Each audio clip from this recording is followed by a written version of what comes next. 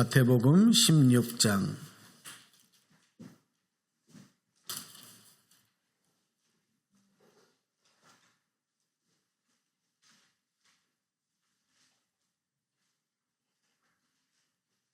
오늘 말씀 찾으셔서 우리는 다 함께 소리 내시면서 함께 합독하기를 원합니다.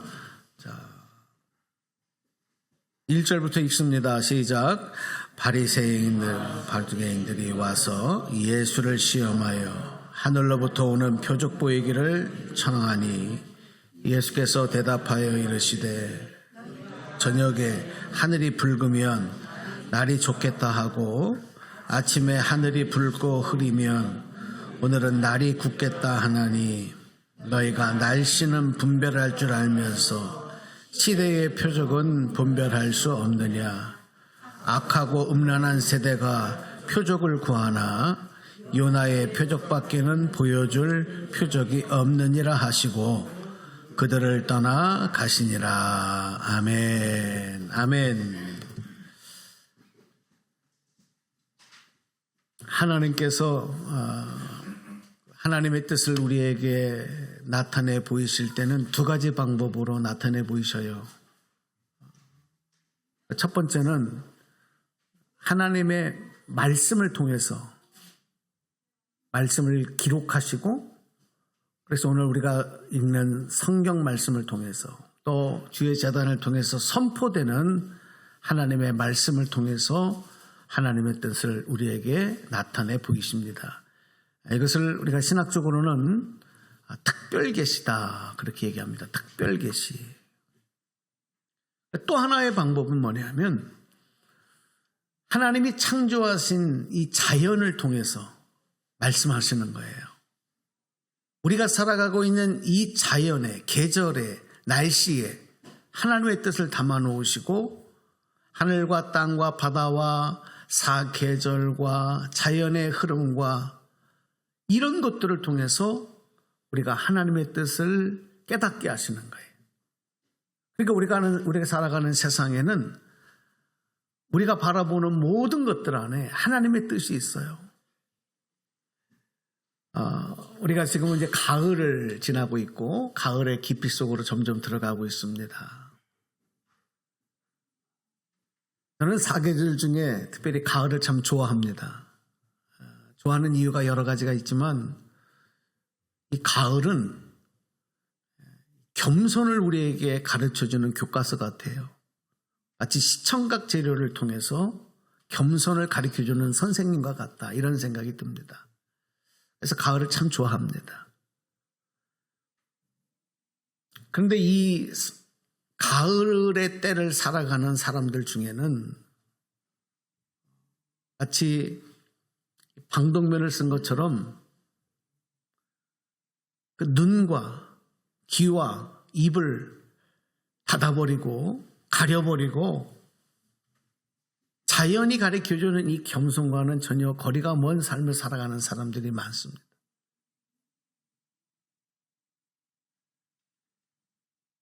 여러분, 우리 그리스도인들은 누굽니까? 그리스도인들은 예수님을 통해서 새로운 생명을 얻은 사람이에요.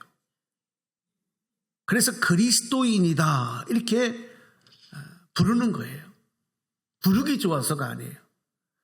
그 안에는 이제는 부모에게로부터 육체로 받은 생명이 아닌 예수님을 믿음으로 얻은 하나님이 주신 또 다른 생명이 있는 자들이다.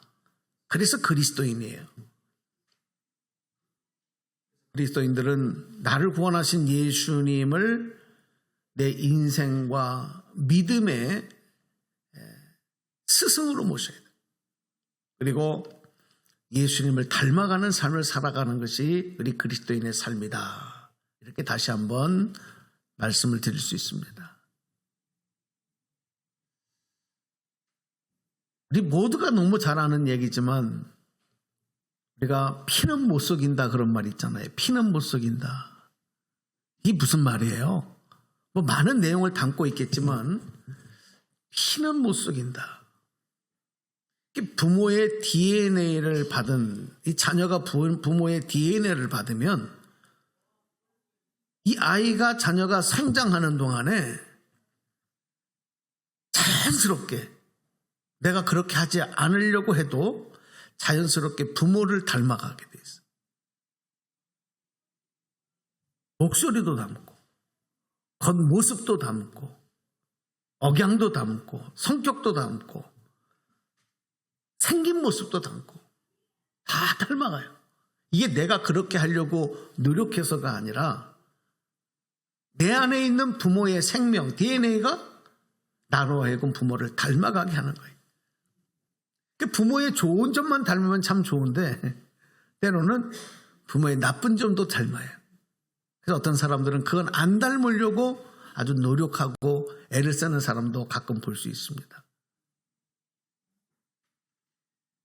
그리스도인들은 예수님의 생명을 받아서 예수님과 하나됨을 이룬 사람들입니다. 그러므로 예수님을 닮아가는 것이 내 안에 예수님이 있다는, 예수님의 생명이 있다는 증거가 되는 거예요.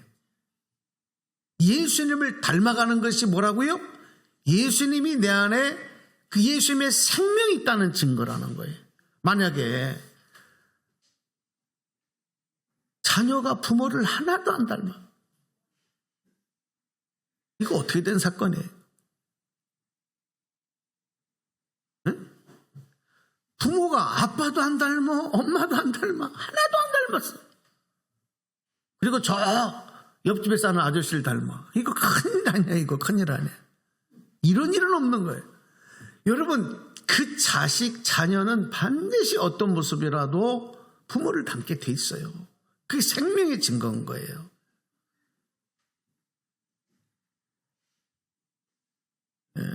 지난 우리 기도 시간에도 그런 말씀을 잠깐 드렸지만, 요즘에 마트에 가보면은 계란을 파는 곳에 무정란을 파는 곳이 대체로 많고, 비싼 코너에 가보면 유정란을 파는 데도 있어요. 근데 값이 몇 배로 비싸요. 유정란. 여러분 잘 아시잖아요. 무정란과 유정란의 차이가 겉으로 볼 때는 똑같잖아요. 그런데 무엇이 그것을 가르느냐?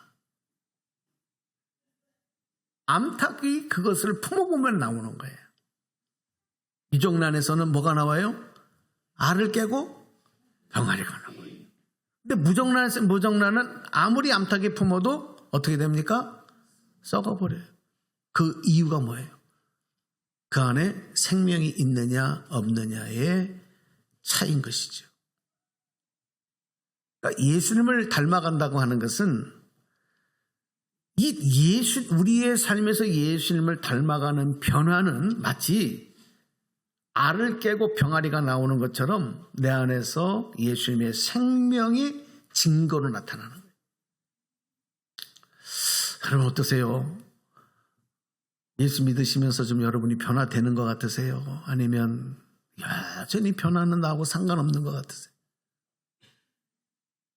오늘 말씀을 여러분에게 딱 적용을 시키셔서 나는 변화가 없어. 옛날 그대로야, 똑같아. 믿지 않았을 때나 믿었을 때나 똑같아. 만약에 그렇게 진단이 되신다면 내 안에 뭐가 없는 거예요? 누구 생명이 없는 거예요? 예수님의 생명이 없는 거예요. 그렇게 여러분 진단하시면 정확해요. 변화가 증거다. 변화가 증거다. 자, 우리 이제 가을 얘기를 조금 할게요. 오늘 제목이 가을이 주는 교훈 이렇게 정했는데, 가을이 깊어갈수록 이 들판에 보면은 이금벼들이 나랗게 있고, 그래서 고개를 푹 숙이고 있는 모습이 너무너무 아름다워. 감동적이기도 해요. 그리고 그것들이 다 고개를 숙이고 무엇을 기다리느냐 하면 추수의 때를 기다려요. 어서 빨리 나를 추수해 주십시오. 여러분, 이런 가을의 풍경처럼 예수를 믿고 따라가는 성도에게는 마치 들판에 익은 벼들이 고개를 숙인 겸손의 모습처럼 오늘 우리도 겸손의 열매를 맺어야 되는 거예요. 그러니까 이 겸손의 열매라고 하는 것은 그동안에 내가 살아왔던 나의 생각, 나의 주장, 나의 고집, 나의 고정관념 이것들을 다 깨트려 버리고 하나님 앞에 겸손하게 머리 숙이는 거예요. 그리고 그 인격도 겸손함으로 바뀌는 거예요. 겸손의 열매는 여러분 무엇인 것 같습니까? 겸손의 열매를 맺었다. 내 안에서 겸손의 열매를 맺었다는 증거는 자연을 통해서, 가을을 통해서 우리가 배울 수 있는 증거는 뭐냐면 아낌없이 나눈다는 거예요. 아낌없이 준다는 거예요. 이게 자연과 가을이 우리에게 가르쳐주는 겸손의 교훈이에요. 겸손의 증거예요. 자, 보십시오, 여러분. 가을이 깊어질수록 땅에 심어진 식물들은 열매를 맺고 나지 않습니까? 열매를 맺고 나면 이 식물들이, 나무나 식물들이 열매를 맺으면 그 열매를 내 것이라고 주장하지 않아요. 분명히 내가 내 몸에 맺혀진 열매인데 그것을 맺기 위해서 여름 내내 그 뜨거움과 그 사투를 벌이면서 이 열매를 맺어낸 것인데 그걸 내 거라고 주장하지 않고 그것을 욕심 부리지 않아요. 그리고 세상으로 자기가 맺은 열매를 다시 흘려보내는 거예요. 나눠버리는 거예요. 줘버리는 거예요. 아시잖아요, 여러분.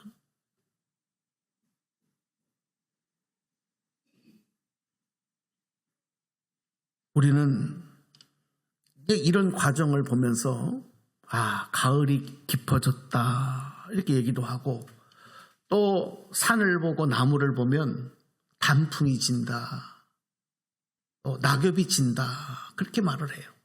이 가을의 아름다운 풍경 아니겠습니까?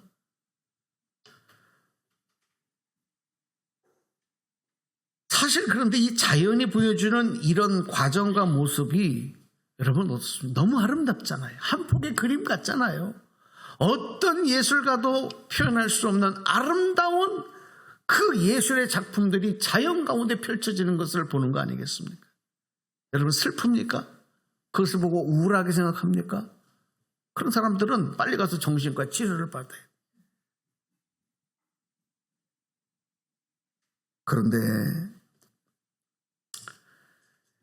우리가 조금 더 가을의 내용을 깊이 들여다보면 그 이야기, 가을이 담고 있는 이야기, 단풍이 지고 낙엽이 지는 그 이야기는 사실은 자기 몸의 일부였던 잎들,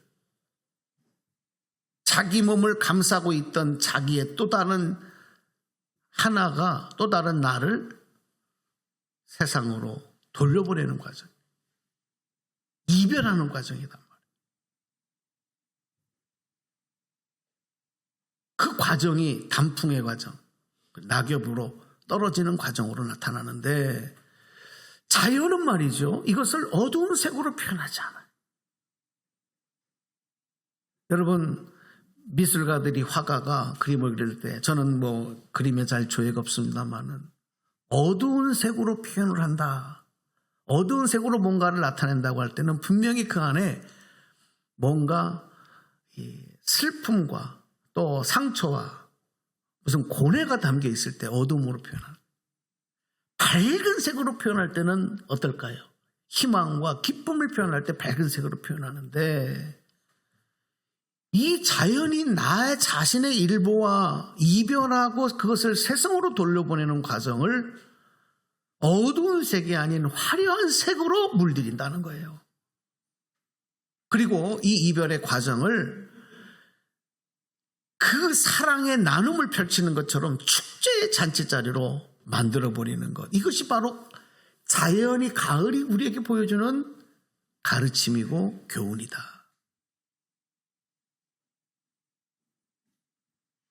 그런데 우리는 이런 가을을 살아가면서도 전혀 가을의 내용과는 상관없이 여전히 내 것만을 주장하고 더 많은 것을 소유하는 것을 목표로 살아가는 사람들이 대부분입니다. 그것을 조금이라도 세상 가운데로 돌려보내는 일을 아주 큰 사건으로 여기죠. 손해로 여기고 실패로 여기는 이런 인생을 많은 사람들이 살아갑니다. 아마 이런 사람들은 가을이 보여주는 단풍의 아름다운 겉으로 보이는 화려한 색만 생각을 하지, 그리고 떨어지는 그 낙엽을 보면서 이 도로를 지저분하게 하는 쓰레기 정도로만 여기는 거예요.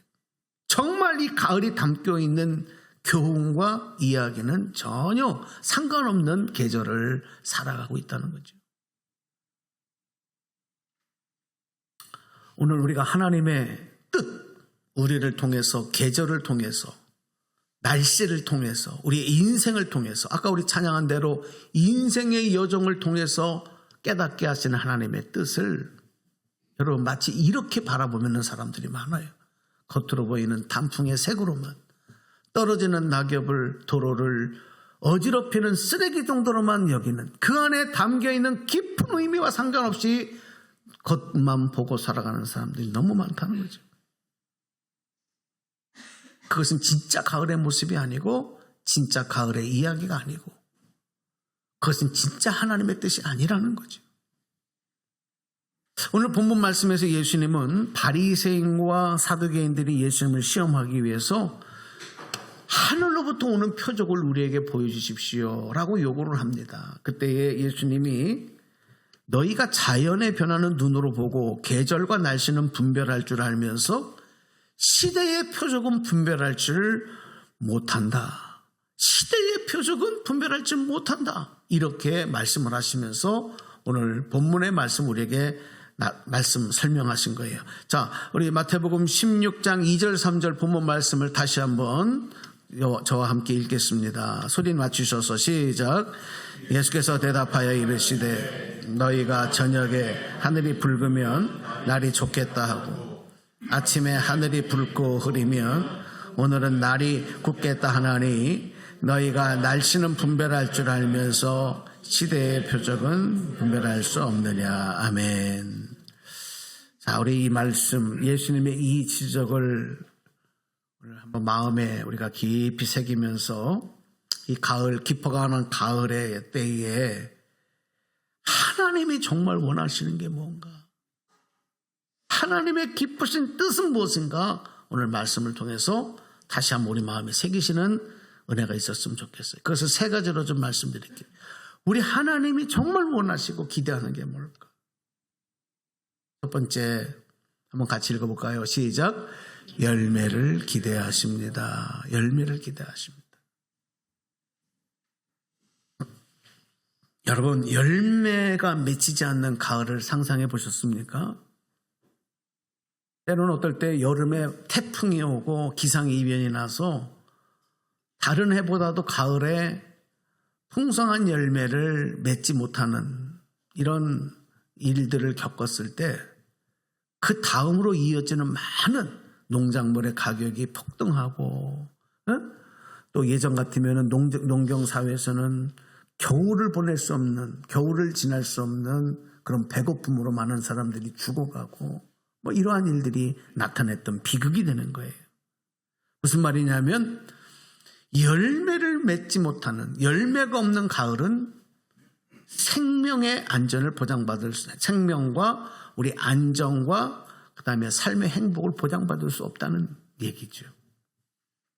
그래서 농부가 봄이 되면 씨를 뿌리고 여름에 그 혹독한 무더위 속에서도 그것을 열심히 가꾸는 이유는 이 열매를 바라고 소망하기 때문에, 그리고 그 열매를 가을에 추수하기 위한 목적으로 그렇게 하는 거거든요. 그 기대. 그래야만 이 혹독한 겨울이 왔을 때 그 거둔 열매를 통해서 이 혹독한 겨울을 이겨낼 수 있고 또다시 봄을 맞을 수 있기 때문에 그런 것입니다. 그럼 마찬가지로 하나님께서 우리에게 원하시는 것, 열매를 맺으라고 원하시는 것은 그 열매가 우리를 통해서 또 다른 기대를 채워가는 준비가 되기 때문에 그렇습니다.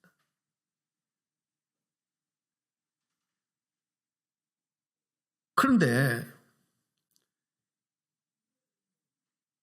이 가을에 맺는 열매가 1년 동안에 힘쓰고 노력한 결과를 얻는 것인데, 요즘에 현대를 살아가는 사람들 중에는 뿌리지 않고 일하지 않고 열매, 더 많은 열매만 얻기를 원하는 사람들이 너무 많아요.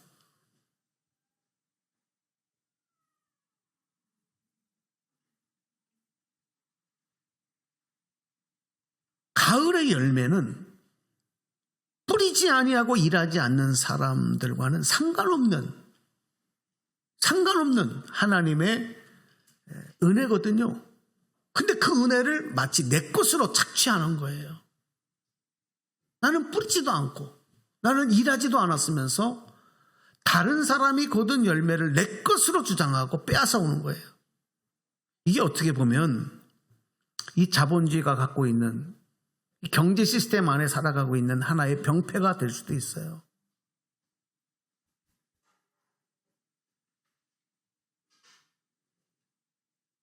하나님 앞에서는 절대 용납될 수 없는 일입니다. 하나님께서 진짜 우리에게 원하시는 것은 우리가 구원받고 이 땅에서 사명의 열매를 풍성히 맺고 그것으로 하나님께 영광을 돌리는 거예요. 그런데 그것은 세상에 씨를 뿌리고 얻는 열매가 아닌 영혼의 열매로만 또 가능하거든요. 여러분, 하나님께서 원하시는 우리의 영혼의 열매, 그걸 뿌리지 아니하고 어떻게 열매를 얻을 수 있겠어요? 세상의 열매는 내가 뿌리지 않고 일하지 않고도 또 다른 힘과 어떤 기득권과 또 다른 수단을 통해서 다른 사람 것을 더 많이 내 것으로 가져올 수 있을 수도 있지만, 하나님이 진정 우리에게 원하시는 영혼의 열매는 그렇게 할 수 없단 말이에요. 뿌려야만 얻을 수 있는 것이라는 거죠.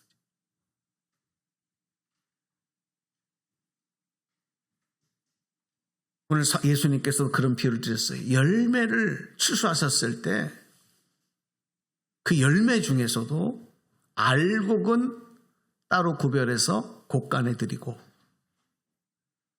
모습은 열매 같은데 그 안에 생명이 없는 쭉정이는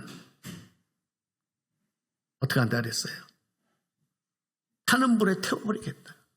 불에 던져 태워버리겠다. 그것이 바로 심판날에 있을 추수꾼이신 주님께서 하신 일이다. 이렇게 말씀을 하셨어요. 저는 오늘 그래서 하나님이 우리에게 기대하시는 첫 번째 열매, 이 가을을 지나면서 저와 여러분이 알곡이 되어야 돼요. 내 인생에 영혼의 알곡을 맺어야지 쭉종이가 돼서는 안 됩니다. 이 결단이 오늘 이 말씀을 통해 여러분에게 결단되기를 주님의 이름으로 소망합니다. 두 번째, 우리 하나님 기대하시는 것은 뭐라고 그랬습니까? 변화를 기대하신다. 앞에서도 잠시 말씀을 드렸습니다. 가을에 많은 사람들이 단풍놀이를 가죠. 그 산과 들을 천연색으로 물들인 아름다운 그 광경을 감상하고 즐기기 위해서. 그런데 여러분, 가을의 단풍의 아름다움만이 아니라 그리스도인의 삶과 신앙생활에도 이런 단풍과 같은 변화가 있어야 된다는 거예요. 예수를 믿는다고 하는 것, 내가 예수 믿고 구원받았다고 하는 것은 반드시 변화의 열매가 있어야 된다. 말씀을 드렸습니다. 변화의 열매라고 하는 것은 뭘까요? 옛사람이 죽고 새사람이 되는 변화를 말해요. 옛사람이 그대로 살아있고 그 살아있는 내 자신이 새사람이 되기를 원한다? 이것을 예수님은 어떻게 표현하셨냐면 구멍난 그 가죽 주머니에다가 포도주를 갖다가 붓는 것과 똑같다.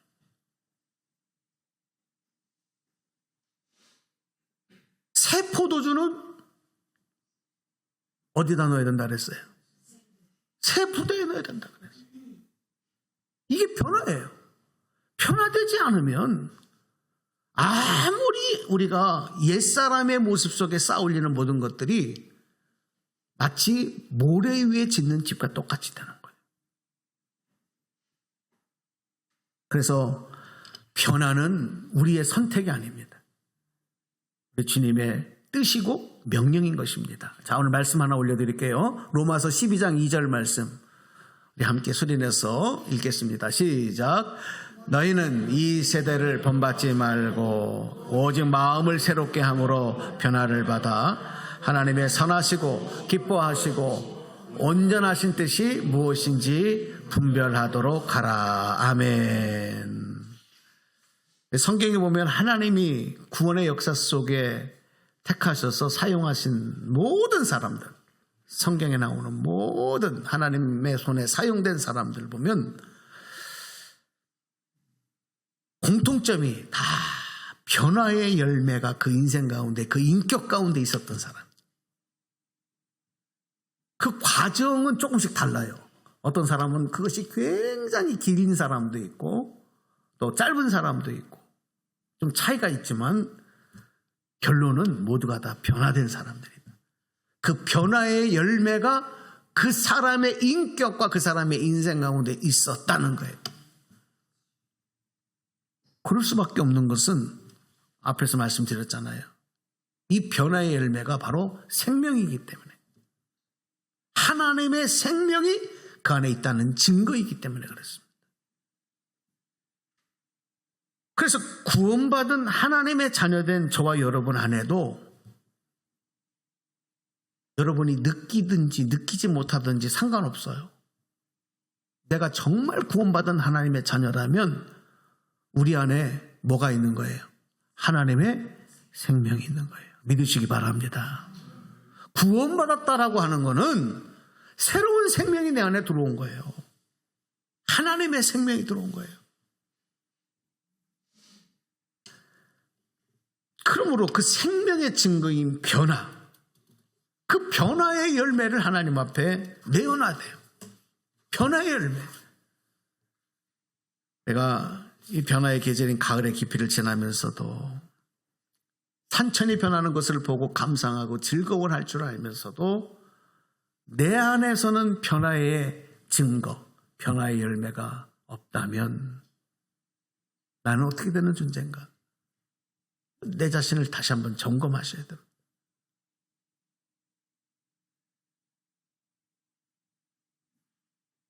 천국은 어떤 것이냐? 예수님께서 천국을 알려주시지 않았습니까? 천국 가는 길을 예수님이 알려주시잖아요. 천국은 어떤 것이냐? 예수 믿고 변화된 그 증거. 그래서 알고만이 갈 수 있는 것이다. 이 천국이다. 요한복음 3장 3절에서 분명하게 이렇게 말씀하고 계시는 거예요. 예수님 말씀입니다. 같이 읽어볼까요? 시작. 예수께서 대답하여 이르시되 진실로 진실로 내게 이르노니 사람이 거듭나지 아니하면 하나님 나라를 볼 수 없는. 거듭난다. 이게 변화거든요. 다시 태어나는 거예요. 이거보다 더 큰 변화가 어디 있어요?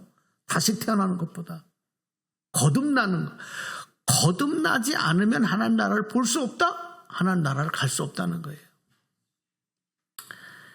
그래서 옛사람이 죽고 새사람으로 다시 태어나지 않으면, 예수님의 생명으로 우리가 다시 새사람이 되지 않으면, 여전히 그냥 부모 가진 육신의 껍데기만 가지고 그 안에 머무는 생명만 가지고 살아간다면 죄송합니다. 아무리 열심히 살아도, 아무리 선하게 살아도, 아무리 세상 법 잘 지키고, 아무리 자식 잘 키우고 열심히 살았어도 하나님은 그런 사람을 알곡으로 인정해 안 주시는 거예요.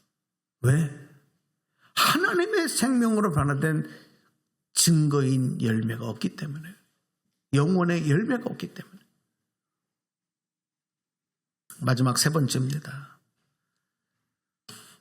하나님이 정말 우리에게 기대하시는 건 뭘까요? 자, 같이 읽어보겠습니다. 시작. 겨울을 지혜롭게 잘 준비하기를 기대합니다. 네. 4계절 중에는 봄, 여름, 가을, 겨울인데 우리 인생에서의 겨울은 어떤 때인가요? 언제일까요? 제가 가만히 언제 생각해 보니까 제가 이렇게 한번 길을 가다가 운전을 하면서 가다가 아이들이 막 학교에서 초등학교에서 아이들이 막 끝나고 쏟아져 나오는 거예요. 아이들이 얼마나 애들이 그냥 막 제가 속으로 그랬어요. 야, 너희들은 봄과 같다, 봄과 같아. 봄이다, 봄.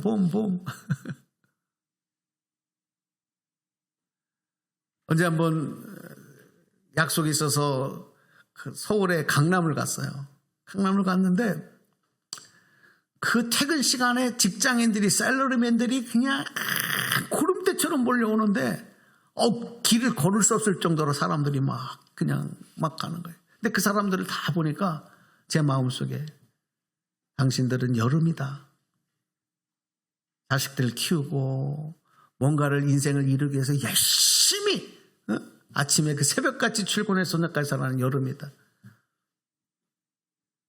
그럼 여러분 봄, 여름만 있어요?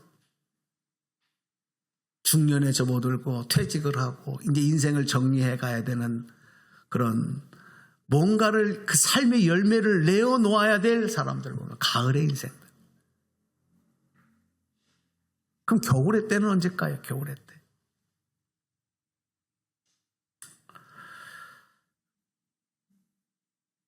특별히 우리 사랑하는 하나님의 자녀들, 하나님이 우리에게 기대하는 것은 바로 이 겨울의 때를 준비하는 지혜로운 자녀가 되기를 원한다. 그거예요. 겨울의 때를 준비해라. 그래서 가을의 계절을 통해 주시는 기쁨의 추수에 그 기쁨을 먹고 마시는 그것을 그렇게만 사용하는 것이 아니라 준비함으로 연결하는 지혜가 있어야 된다. 오늘 성경이 우리에게 그걸 말씀하는 거죠. 여러분은 내 인생의 겨울을 어떻게 준비하셨습니까?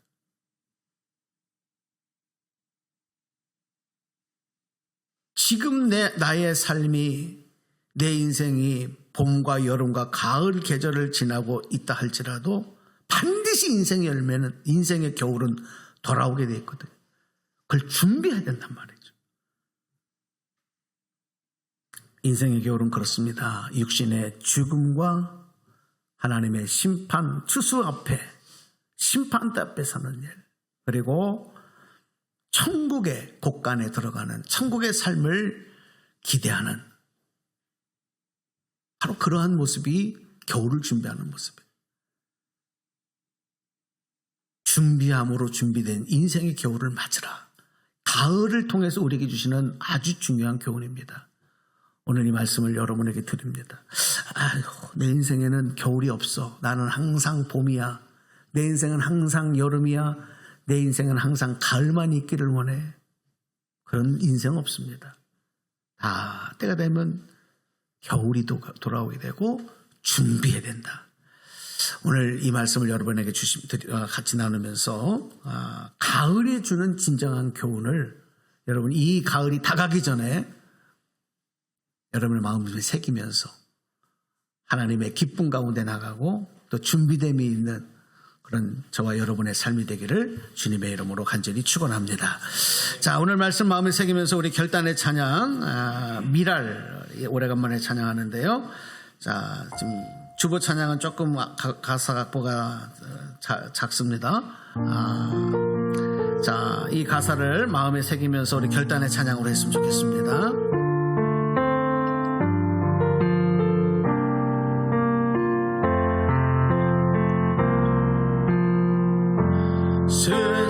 세상을 구원하기 위해 흘려야 할 피가 필요하다면 죄인을 대신하기 위해 희생의 제물 필요하시다면 내 생명 제단 위에 누리니 주 영광 사용하소서.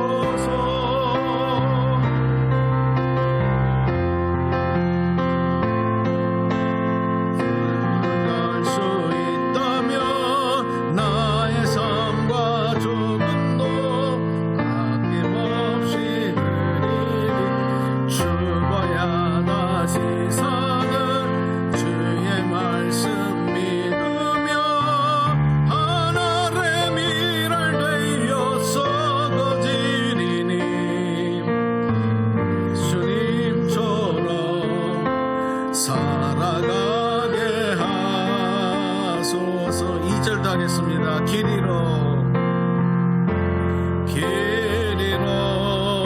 지친 양을 찾아 마음 상해 이리저리 헤매이는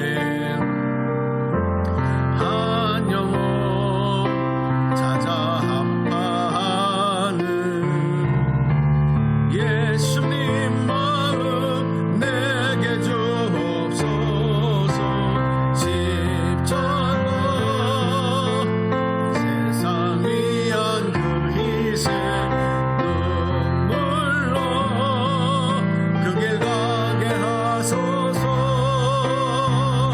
생명이 또 다른 생명 낳고 주님 볼 수 있다면 나의 삶과 죽음도 아낌없이 드리리. 죽어야 다시 사는 주의 말씀 믿으며 하늘의 미랄 되어 썩어지리니 예수님처럼 살아가게 하소서. 아멘. 기도하겠습니다. 하나님, 쭉정이가 되지 않고 미랄되기를 원합니다. 가을의 겉으로 보이는 화려한 색만 보이지 않게 하시고 그 안에 담고 있는 가을의 이야기를 깨닫고 가을의 깊이 속으로 들어가기를 원합니다. 하나님께서 우리에게 이루시는 계절과 자연을 통해서 보여주시는 그 뜻을 깨닫고 우리의 이 인생의 여정 가운데 준비됨이 있게 하시고 하나님 기대하시는 영혼의 열매를 맺는 성도들이 되게 하여 주옵소서. 예수님의 이름으로 기도드리옵나이다. 아멘.